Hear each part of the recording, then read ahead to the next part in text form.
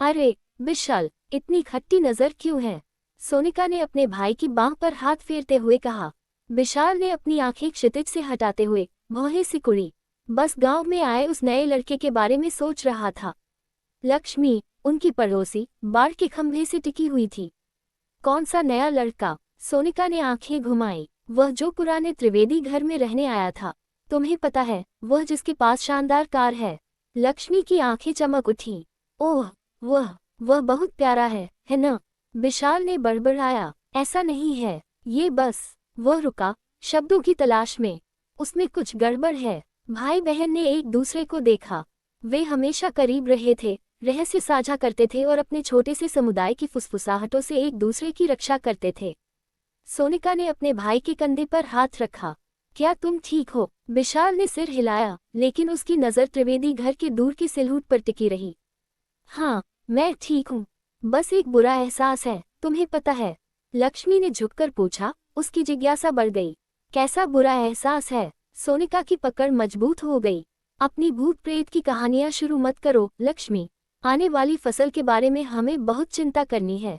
लक्ष्मी ने हंसते हुए कहा, लेकिन उसकी आंखें क्षितिज पर टिकी रहीं। उसके चेहरे पर वही बेचैनी झलक रही थी। ठीक है, लेकिन तुम जानते हो कि मैं सही हूँ। वह घर हमेशा से। वह चुप हो गई। वह जोर से कहना नहीं चाहती थी। वे तीनों वहीं खड़े थे। उनके बीच सन्नाटा छाया की तरह फैल रहा था। हवा तेज हो गई, अपने साथ कुछ मीठी और अपरिचित गंध लेकर आई, जो चावल के खेतों की मिट्टी की खुशबू के साथ मिल गई। यह ऐसी गंध थी जो उनमें से किसी ने पहले कभी नहीं सुनी थी, और इसने उन सभी को थोड़ा बेचैन कर दिया। बिना किसी चेतावनी के एक दरवाजा बंद हो गया, जो शांत गांव में गूंज उठा। वे सभी उछल पड़े, और विशाल का हाथ अपनी जेब में चला गया, जहां उसने अपना फोन रखा था। मुझे माँ को देखने जाना चाहिए, उसने कहा, पहले से ही मुड़ते हुए। सोनिका ने सिर हिलाया। मैं तुम्हारे साथ चलूंगी। लक्ष्मी ने उन्हें जाते हुए देखा। उसकी रीढ़ में एक सिहरन दौड़ रही थी। नवागंतुक ने गांव में एक ऐसी ऊर्जा ला दी थी जिसे उनमें से कोई भी ठीक से नहीं समझ पाया था, और उसे लग रहा था कि यह किसी ऐसी चीज की शुरुआत होने जा रही है जिसे वे लंबे समय तक अनदेखा नहीं कर सकते। जैसे ही विशाल और सोनिका अपने घर के पास पहुंचे, डूबते सूरज की रोशनी ने घर को एक गर्म चमक में रंग दिया, जिससे विशाल की पहले की आशंका के बावजूद ये स्वागत करने वाला लग रहा था। वे अपनी मां को पुकारते हुए घर में दाखिल हुए, लेकिन वह कहीं नहीं मिली। लिविंग रूम में टीवी चल रहा था। उस पर एक पुरानी बॉलीवुड फिल्म चल रही थी। आवाज धीमी थी। मां, सोनिका ने फिर पुकारा। उसकी आवाज खाली गलियारों में गूंज रही थी। घर में अजीब सी शांति थी। मां के खाना बनाने की आवाज और उनकी हंसी की आवाज गायब थी। विशाल की आंखें सिकुड़ गई क्योंकि उसने देखा कि कुछ गड़बड़ है। डाइनिंग रूम में पर्दे खींचे हुए थे, जो दिन के इस समय के लिए अजीब था। वह सावधानी से आगे बढ़ा। उसका दिल तेजी से धड़क रहा था। उसने पर्दे हटाए और खाने के लिए टेबल पर रखी गई, जिस पर उनके पसंदीदा खाने के बर्तन रखे हुए थे। लेकिन जो नज़ारा उनके सामने था, वह उनकी उम्मीद से बिल्कुल अलग था। टेबल पर एक नोट रखा था, जो साफ सुथरी, अपरिचित लिखावट में लिखा हुआ था। इसमें लिखा था, तुम्हारी माँ रिश्तेदारों से मिलने गई है। वह कुछ समय तक वापस नहीं आएगी। घर पर ही रहो। विशाल ने जब ये शब्द जोर से पढ़े, तो उसके मन में डर का भाव भर गया। उसकी आवाज़ थोड़ी कांप रही थी। सोनिका ने अपने भाई की तरफ देखा। उसकी आंखें डर से चौड़ी हो गई थी। इसका क्या मतलब है? उसने फुसफुसाते हुए कहा। विशाल ने अपनी भावना से ज्यादा बहादुरी दिखाने की कोशिश करते हुए उपहास किया। शायद ये कोई शरारत है जो नया आदमी हमारे साथ कर रहा है। हम इसका पता लगा लेंगे। लेकिन जैसे ही वे खाने के लिए बैठे, खाना ठंडा हो गया और सन्नाटा गहरा होता गया। टीवी से आ रही हंसी उनके डर का मजाक उड़ा रही थी, और कमरे में छायाएं लंबी होती गईं, जो परेशान करने वाली आकृतियों में बदल गईं। वे दोनों जानते थे कि उनकी मां उन्हें बताए बिना नहीं जाएंगी, और निश्चित रूप से यह सुनिश्चित किए बिना नहीं कि उनके पास खाने के लिए कुछ है। भाई बहनों ने घबराए हुई निगाहों का आदान प्रदान किया। घर उन्हें ऐसा लग रहा था जैसे कि वह उनके चारों ओर बंद हो रहा है। दीवारें अपनी ही तरह की जिंदगी से सांस ले रही हैं। उन्हें पता लगाना था कि क्या हो रहा है, और जल्दी से। उन्होंने अगले ही दिन नए पड़ोसी, जो उनकी सारी बेचैनी का स्रोत था, का सामना करने का फैसला किया। रात भाई बहनों ने बारी बारी से निगरानी की। उनकी नींद फुसफुसाहट और अजीब आवाज़ों के बेचैन सपनों से भरी हुई थी। सुबह की धूप थोड़ी राहत दे रही थी, पिछली शाम की मीठी गंध की जगह अब हवा में फैली एक हल्की धातु जैसी गंध ने ले ली थी। जैसे ही वे बाहर निकले, गांव हमेशा की तरह ही दिख रहा था। मुर्गियां चहचहा रही थीं, बच्चे खेल रहे थे और पड़ोसी अपनी फसलों की देखभाल कर रहे थे। लेकिन सांसारिक दिखावे के नीचे एक तनाव छिपा हुआ था, जैसे कि धरती अपनी सांस रोके हुए थी, कुछ होने का इंतजार कर रही थी। वे त्रिवेदी के घर के पास पहुंचे, उनके कदम धीमे और झिझकते हुए। सामने का दरवाजा थोड़ा खुला था, उन्हें अंदर आने का निमंत्रण दे रहा था। विशाल ने आगे बढ़कर प्रवेश किया, उनकी बहन उनके पीछे थी। जैसे ही वे अंदर गए, दरवाजा उनके पीछे बंद हो गया। आवाज खाली घर में गोली की तरह गूंज उठी। मंद रोशनी वाले दालान में उन्होंने खुद को एक ऐसे दृश्य के सामने पाया जो उनकी कल्पना से बहुत दूर था। हवा में अगरबत्ती और कस्तूरी की खुशबू थी, जो उनके अपने घर की साफ जानी पहचानी खुशबू से बिल्कुल अलग थी। दीवारें ऐसी पेंटिंग्स से सजी हुई थी जो किसी दूसरी दुनिया की ऊर्जा से स्पंदित लग रही थी। विषय सुख और दर्द के विचलित करने वाले नृत्य में मुड़ रहे थे और विकृत हो रहे थे। उनकी नज़र हॉल के अंत में एक आकृति पर पड़ी। यह नया पड़ोसी श्री वर्मा था, लेकिन वह अकेला नहीं था। उसके साथ एक महिला थी। उसका शरीर रंगों की उलझन में उलझा हुआ था। उसकी आंखें बंद थीं, जिसे केवल परमानंद के रूप में वर्णित किया जा सकता था। वह पूरी तरह से नग्न थी। उसकी त्वचा पसीने से चमक रही थी। जबकि श्री वर्मा ने उसके कान में कुछ फुसफुसाया, उसका हाथ उसकी जांघों के बीच लयबद्ध तरीके से घूम रहा था। विशाल का पेट लड़खड़ा गया और सोनिका ने अपने मुंह को अपने हाथ से ढकते हुए हौंफते हुए कहा। वे एक साधारण शरारत से कहीं अधिक भयावह चीज पर ठोकर खा गए थे। यह एक अनुष्ठान था जिसमें उनकी मां शामिल थी, और यह स्पष्ट था कि वह केवल रिश्तेदारों से मिलने नहीं जा रही थी। बिना एक शब्द कहे वे जाने के लिए मुड़े। उनके दिमाग में सवाल और अपनी मां की सुरक्षा के लिए डर था। लेकिन जैसे ही उन्होंने दरवाजे की कुंडी को पकड़ा, वह अपने आप ही घूमने लगी। दरवाजा खुला और गांव के नए निवासी को देखा। उसके होठों पर एक मुस्कुराहट थी। मैं तुम्हारा इंतजार कर रहा था, उसने कहा। उसकी आवाज धीमी और मोहक थी। भाई बहन पीछे हट गए, उनके दिल की धड़कनें तेज हो गईं। श्री वर्मा वह दोस्ताना चेहरा नहीं थे जो उन्हें कुछ दिन पहले मिला था। उनकी आंखें गहरी, लगभग काली थीं, और उनका आभामंडल कच्ची शक्ति और द्वेष से भरा था। उन्हें बहुत देर से एहसास हुआ कि उनकी मां का गायब होना उनके द्वारा रखे गए अंधेरे रहस्यों से जुड़ा था। तुम्हारी मां, उसने शुरू किया। उसका स्वर ताना मार रहा था। एक बहुत ही खास महिला है। उसके पास कुछ ऐसा है जिसकी मुझे जरूरत है, कुछ ऐसा जो मुझे बहुत शक्ति देगा। वह करीब आया। हर कदम के साथ धूप की खुशबू तेज होती जा रही थी। और अब तुम भी। विशाल और सोनिका लड़खड़ाते हुए घर से बाहर निकले। उनके सिर घूम रहे थे। उन्हें गांव वालों को चेतावनी देनी थी, लेकिन क्या कोई उनकी बात पर यकीन करेगा? उन्हें अपनी मां को बचाने का कोई रास्ता ढूंढना था, इससे पहले कि बहुत देर हो जाए। जब वे खेतों से भाग रहे थे, डूबते सूरज की लंबी परछाइयां उन पर पड़ रही थीं। उन्हें पता था कि उनका जीवन फिर कभी पहले जैसा नहीं होगा। अगले दिन एक अजीब सी शांति छा गई। जानवरों की हमेशा की तरह चहचहाहट बंद हो गई। भाई बहनों ने अपने कुछ भरोसेमंद दोस्तों को इकट्ठा किया, जिनमें उनकी पड़ोसी लक्ष्मी भी शामिल थी, और वे गांव की परिषद के पास पहुंचे। उन्होंने अपनी कहानी, त्रिवेदी घर में हुई खोज और अपनी मां के लापता होने की कहानी सुनाई। परिषद के सदस्यों ने उनकी बातें सुनी। उनके चेहरों पर सदमे और अविश्वास का भाव था। एक एक करके गांव वालों ने अपने अनुभव साझा किए, श्री वर्मा के आने के बाद से हो रही अजीबोगरीब घटनाओं और अस्पष्ट घटनाओं के बारे में फुसफुसाते हुए। स्थिति की गंभीरता को समझते हुए माहौल में तनाव भर गया। उन्होंने अपने बीच एक शिकारी को आने दिया था, जिसने उनके समुदाय के ताने बाने को खतरे में डाल दिया था। एक योजना बननी शुरू हुई। वे एक संयुक्त मोर्चे के रूप में श्री वर्मा का सामना करेंगे। उन्हें अपनी मां को बचाने और इस दुष्स्वप्न को समाप्त करने का कोई रास्ता ढूंढना था, इससे पहले कि यह उन्हें पूरी तरह से निगल जाए। ग्रामीणों का समूह त्रिवेदी के घर की ओर बढ़ा, हाथ में मशाले लिए। उनका दृढ़ संकल्प उनके रास्ते को रोशन करने वाली लपटों की तरह ही प्रज्वलित था। घर ऊंचा और भयावह था। खिड़कियां अब बंद थीं। एक बार स्वागत करने वाला पोर्च अब अज्ञात की ओर एक भयावह दहलीज बन गया था। उन्होंने खटखटाने की जहमत नहीं उठाई। वे सामने के दरवाजे से घुसे, अंदर मौजूद किसी भी भयावहता का सामना करने के लिए तैयार। लेकिन घर खाली था। जिस कमरे में उन्होंने पिछली रात को परेशान करने वाला दृश्य देखा था, वह अब ठंडा और खाली था। ऐसा लग रहा था मानो उस जगह से हवा ही चूस ली गई हो और सिर्फ एक खोखला खोल रह गया हो। भाई बहन अपनी मां को पुकारते हुए बेचैनी से खोज रहे थे। दीवारें फुसफुसाती हुई लग रही थीं, उन रहस्यों की ओर इशारा कर रही थी जिन्हें वे सुनने के लिए तैयार नहीं थे। उन्हें पीछे एक छिपा हुआ कमरा मिला, जिसका दरवाज़ा थोड़ा खुला था। एक उतरती हुई सीढ़ी दिखाई दे रही थी जो एक तहखाने की ओर जाती थी जिसके बारे में उनमें से किसी को भी पता नहीं था। सीढ़ियों से नीचे उतरते समय धूप की गंध तेज होती जा रही थी, जो नम मिट्टी और किसी और चीज़ के साथ मिल रही थी, कुछ धातु जैसी और बेचैन करने वाली। तहखाने में टिमटिमाती मोमबत्तियों की हल्की रोशनी थी, जो दीवारों पर नाचती हुई परछाइयां डाल रही थी। कमरा बहुत बड़ा था, ऊपर की झोपड़ी से कहीं ज्यादा बड़ा, और हवा में आशंका और डर भरा हुआ था। कमरे के बीच में उनकी माँ सीता एक अस्थायी वेदी पर लेटी हुई थी। उनका शरीर फैला हुआ था, उनकी आंखें खाली थीं। वे गांव वालों के एक समूह से घिरी हुई थीं, सभी नग्न, उनके चेहरे रंगों के भयावह मिश्रण से रंगे हुए थे, उनके शरीर एक उन्मत्त, अनुष्ठानिक नृत्य में हिल रहे थे। विशाल का दिल तेजी से धड़कने लगा, उसने अपनी मुट्ठी बांध ली, उसका दिमाग चकरा गया। श्री वर्मा, जो अब पंथ के नेता के रूप में सामने आए थे, सीता के ऊपर खड़े थे। भाई बहनों को प्रवेश करते देख उनके चेहरे पर एक दुष्ट मुस्कान फैल गई।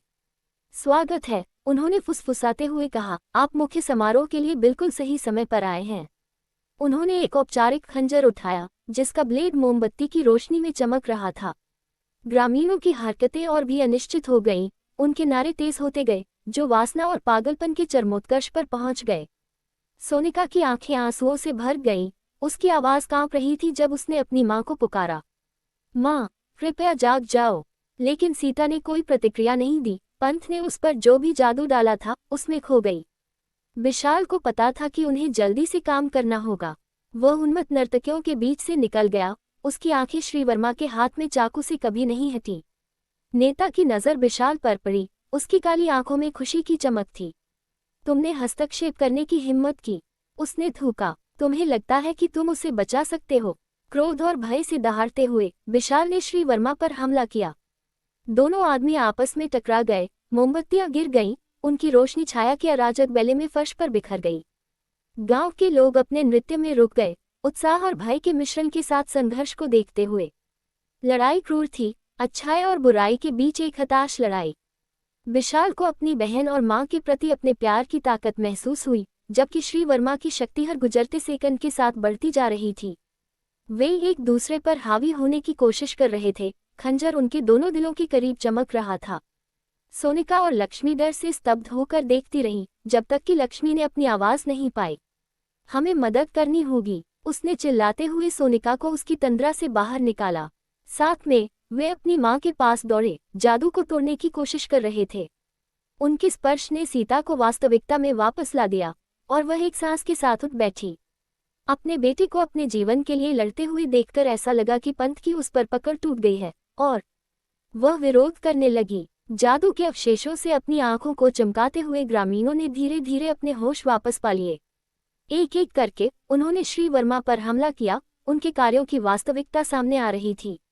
लड़ाई का रुख बदल गया, और जल्द ही तहखाने में पागलपन से खुद को मुक्त करने के लिए लड़ रहे लोगों का एक बवंडर बन गया। श्रीवर्मा को एहसास हुआ कि उनकी योजना विफल हो रही है। उन्होंने सीता पर आखिरी हताश हमला किया, खंजर उसके दिल पर निशाना साधा। लेकिन विशाल तेज था, प्रेम और क्रोध से पैदा हुई ताकत के साथ उसने श्रीवर्मा के हाथ से चाकू छीन लिया और उसे जमीन पर पटक दिया। खंजर दूर जा गिरा, पहुंच से बाहर। दोनों आदमी लुढ़क गए, जानवरों की तरह लड़ते हुए। प्रत्येक ने विजेता बनने का दृढ़ निश्चय किया। अंत में विशाल खड़ा था, हौंफते हुए और विजयी, उसके नीचे श्रीवर्मा का बेजान शरीर। कमरा शांत हो गया, गांव वाले उसे सदमे में देख रहे थे। उन्होंने अपने शांत पड़ोसी को कभी भी एक सौम्य आत्मा के अलावा कुछ नहीं देखा था, लेकिन अब वे सच्चाई जान गए थे। भाई बहन ने एक दूसरे को कसकर पकड़ लिया। उनकी माँ उनकी बाहों में सुरक्षित थी, क्योंकि जो कुछ हुआ था उसकी भयावहता उनके अंदर उतरने लगी थी। वे अंधेरे रहस्यों और प्राचीन अनुष्ठानों की दुनिया में ठोकर खाकर गिर गए थे, और वे दूसरी तरफ से बाहर आ गए थे, अनुभव से हमेशा के लिए बदल गए थे। गांव वाले धीरे धीरे पीछे हट गए, कुछ विस्मय में, दूसरे डर में। भाई बहनों को पता था कि भविष्य में क्या होने वाला है, लेकिन एक बात पक्की थी, वे अपने घर को फिर कभी उसी नज़र से नहीं देखेंगे। रात ने कई तरह से अंधेरा ला दिया था, और उनके दिलों और उनके घर पर जो घाव लगे थे, उन्हें भरने में बहुत समय लगने वाला था। जब वे त्रिवेदी के घर से बाहर निकले, तो ठंडी रात की हवा बेसमेंट की घुटन भरी गर्मी से बिल्कुल अलग थी। सोनिका ने जो भयावह दृश्य देखा था उसे याद करके उसकी रीढ़ में सिहरन सी दौड़ गई। वह अपने भाई से लिपट गई। उसे आतंक को दूर रखने के लिए उसकी गर्मजोशी और ताकत की जरूरत थी। लक्ष्मी, उनकी दोस्त और विश्वास पात्र, राहत और प्रशंसा के मिश्रण के साथ उन्हें देख रही थी। अब हम क्या करें? उसने फुसफुसाते हुए कहा। उसकी आवाज कांप रही थी। विशाल ने खुद को संभालने की कोशिश करते हुए एक गहरी सांस ली। हम सभी को बताते हैं कि क्या हुआ। हम सुनिश्चित करते हैं कि ऐसा फिर कभी न हो।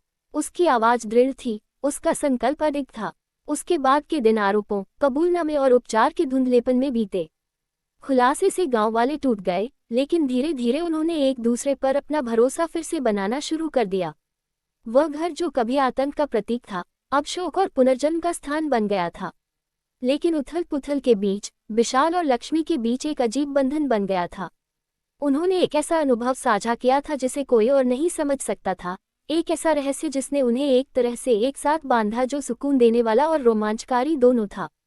ऐसा लग रहा था जैसे अंधेरे ने उनके भीतर एक चिंगारी जला दी हो, एक चिंगारी जो एक ज्वाला में बदल गई जिसे कोई भी अनदेखा नहीं कर सकता था। एक शाम, जब वे अब खाली त्रिवेदी घर के बरामदे में बैठे थे, तो उनके बीच तनाव स्पष्ट था। चांद ऊंचा था, उनके चेहरों पर एक चांदी जैसी रोशनी डाल रहा था, जिससे उनकी आंखें भयंकर तीव्रता से चमक रही थीं। बिना कुछ कहे विशाल ने हाथ बढ़ाया और लक्ष्मी का हाथ थाम लिया। उसने उसे देखा, उसकी आंखें उसकी तलाश कर रही थीं। वह झुक गया और उनके होंठ एक ऐसे चुंबन में मिले जो जितना कोमल था उतना ही उग्र भी था। यह एक ऐसा चुंबन था जो उस सारे जुनून और गुस्से, डर और इच्छा से भरा था जो उस भाग्यशाली दिन से सतह के नीचे उबल रहा था।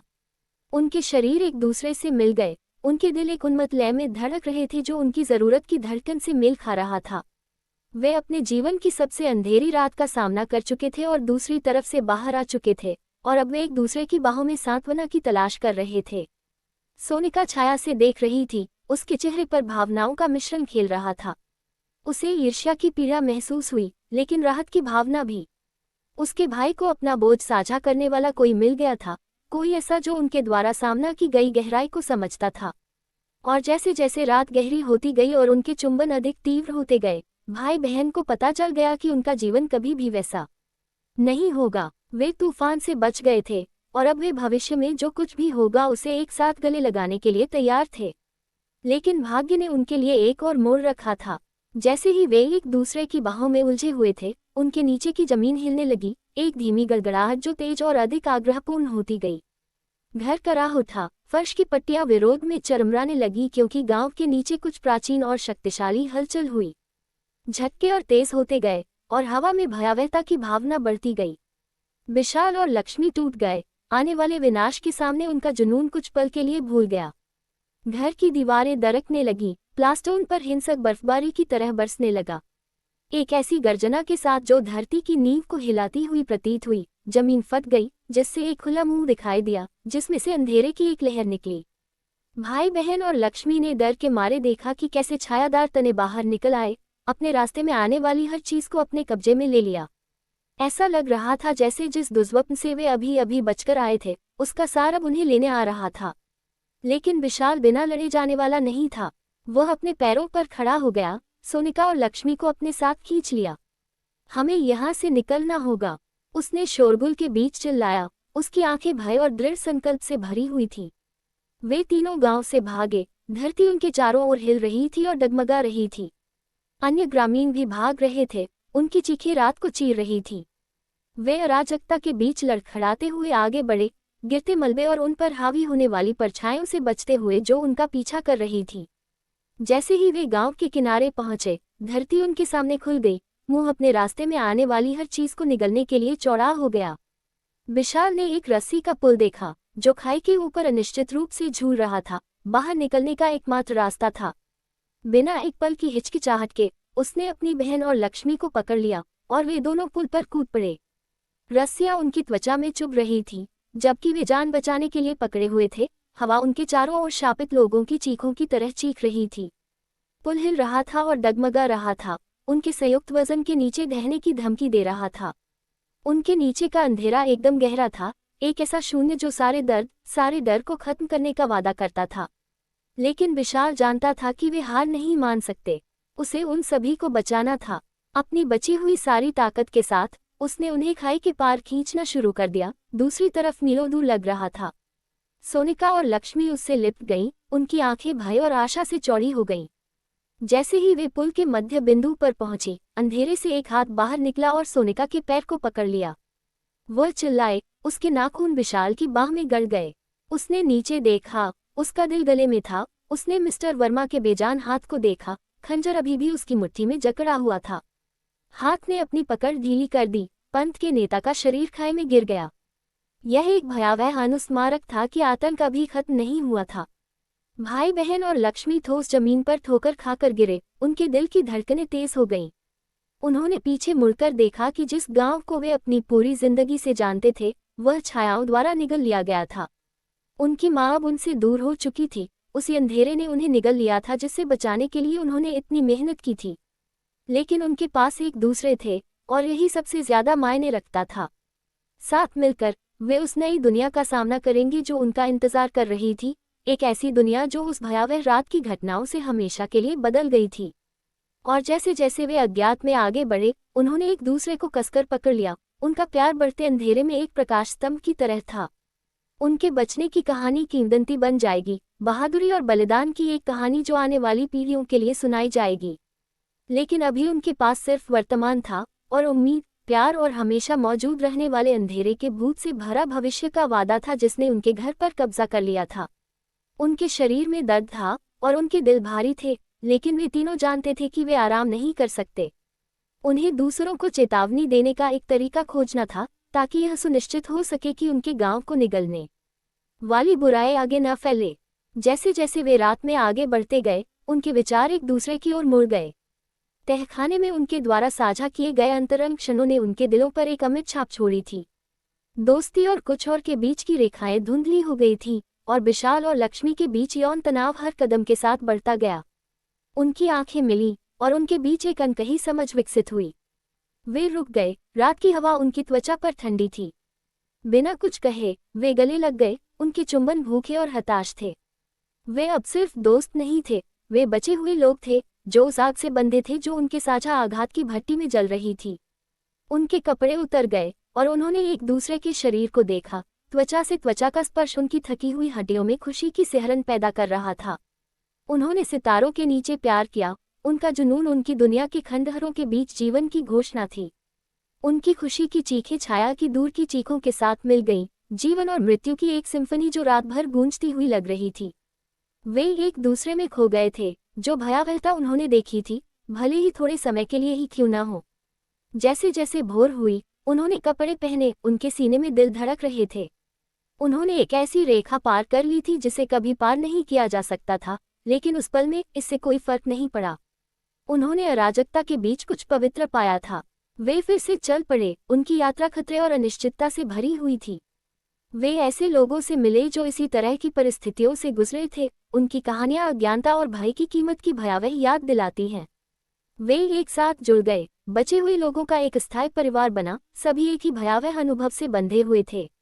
लेकिन जब वे नई दुनिया की चुनौतियों का सामना कर रहे थे, तब भी विशाल और लक्ष्मी के बीच का बंधन मजबूत होता गया।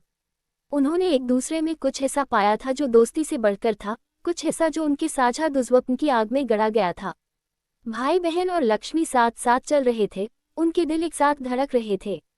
उन्होंने अपने जीवन की सबसे अंधेरी रात का सामना किया था और बदले हुए रूप में उभरे थे। उनके दिल और शरीर हमेशा के लिए त्रिवेदी घर के तहखाने में फैले उग्र जुनून से जुड़ गए थे। सूरज उगाया, उनके चेहरों पर एक सुनहरी रोशनी पड़ रही थी, और वे जानते थे कि आगे चाहे जो भी हो, वे उसका सामना एक साथ करेंगे। उनके पास एक दूसरे थे, और दुनिया ने उनके लिए जो कुछ भी रखा था, उसे जीतने के लिए उन्हें बस इतना ही चाहिए था। उनका प्यार उनके पुराने जीवन की राख से पैदा हुआ था, एक फीनिक्स जो उनके साझा त्रासदी की लपटों से उगाया था। वे एक नए दिन की रोशनी में चले गए। उनके कदम पक्के और मजबूत थे, जो भविष्य में आने वाली किसी भी चीज का सामना करने के लिए तैयार थे। लेकिन अंत वैसा नहीं था जैसा उन्होंने सोचा था। जिस दुनिया को वे जानते थे वह बिखर गई थी, उसके पीछे केवल एक कठोर वास्तविकता रह गई थी। परिदृश्य जख्मी था, पेड़ मुड़े हुए और काले पड़ गए थे, मानो धरती ही नरक की लपटों से जल गई हो। हवा में राख और सड़न की गंध थी, जो उन्हें हुए नुकसान की लगातार याद दिलाती थी। बचे हुए लोगों का छोटा समूह यात्रा करते हुए करीब आता गया, अपने अतीत की कहानियां और भविष्य के सपने साझा करता रहा। उन्हें एक परित्यक्त गांव में शरण मिली, जहां वे पुराने अवशेषों से नई जिंदगी बना रहे थे। विशाल, सोनिका और लक्ष्मी इस नए समुदाय के नेता बन गए। उनके साहस और दृढ़ संकल्प ने उनके आसपास के लोगों को प्रेरित किया। लेकिन अतीत की परछाइयां हमेशा मौजूद रहती थीं, हमेशा देखती रहती थीं। अपनी माँ के सपने उन्हें परेशान करते थे। उनका चेहरा दर्द से मुड़ा हुआ था क्योंकि वह अंधेरे में डूबी हुई थी। वे उत्तर की तलाश में थे, उसे बचाने का कोई रास्ता खोजने की उम्मीद कर रहे थे, लेकिन हर रात उन्हें वास्तविकता का ठंडा आलिंगन ही मिलता था। दिन लंबे और कठिन होते गए, पुनर्निर्माण का काम कभी खत्म नहीं हुआ। फिर भी मलबे के बीच उन्हें साधारण चीजों में खुशी मिलती थी। एक साथ खाने की गर्माहट, एक बच्चे की हंसी, एक प्रेमी के हाथ का स्पर्श। उनका प्यार एक प्रकाश स्तंभ था, जो उनके गांव के उजाड़ बंजर इलाके में उनका मार्गदर्शन करता था। और जैसे जैसे मौसम बदलते गए, वैसे वैसे उनके दिल भी बदलते गए। अपराध बोध और क्रोध जो कभी उन्हें खाए जा रहे थे, स्वीकृति और आशा में बदलने लगे। उनके पास एक दूसरे थे, और यही काफी था। उनकी मासूमियत के अंत ने कुछ नई शुरुआत भी की थी। एक ऐसा प्यार जो सबसे अंधेरी जगहों से निकला था, अब सितारों की चौकस निगाहों के नीचे खिल उठा। रात की शांति में उनके शरीर एक दूसरे से लिपटे हुए थे। उनके प्यार की फुसफुसाहट उस निराशा की चीखों के बिल्कुल विपरीत थी जो कभी हवा में भरी हुई थी। अपने पुराने जीवन के खंडहरों में उन्होंने एक ऐसा प्यार पाया था जिसे नष्ट नहीं किया जा सकता था, एक ऐसा बंधन जो टूट नहीं सकता था। वे रात भर जीवित रहे, और अब साथ मिलकर वे एक नए दिन की सुबह का सामना करेंगे। उनका प्यार उनकी ताकत था, पागल हो चुकी दुनिया में उनका आश्रय। और जैसे जैसे सूरज उगता गया, आसमान सुनहरे और गुलाबी रंगों में रंगता गया, उन्हें पता था कि वे न केवल जीवित रहेंगे बल्कि फलेंगे फूलेंगे। अंत उनकी कहानी का समापन नहीं था, बल्कि एक नए अध्याय की शुरुआत थी, जो प्यार, उम्मीद और डर की बेड़ियों से मुक्त भविष्य के वादे से भरा था। इसके बाद के महीनों में छोटा समुदाय बढ़ता गया, प्रत्येक सदस्य पुनर्निर्माण के प्रयास में अपने कौशल और ज्ञान का योगदान दे रहा था। सोनिका के कोमल स्पर्श ने घायल और बीमार लोगों को सुकून दिया, जबकि लक्ष्मी की तेज बुद्धि और संसाधनशीलता ने उन्हें भोजन और आपूर्ति खोजने में मदद की। और विशाल उन सभी में सबसे उभरा, उनका रक्षक बन गया। उसकी ताकत और संकल्प अज्ञात के सामने आशा की किरण बन गया।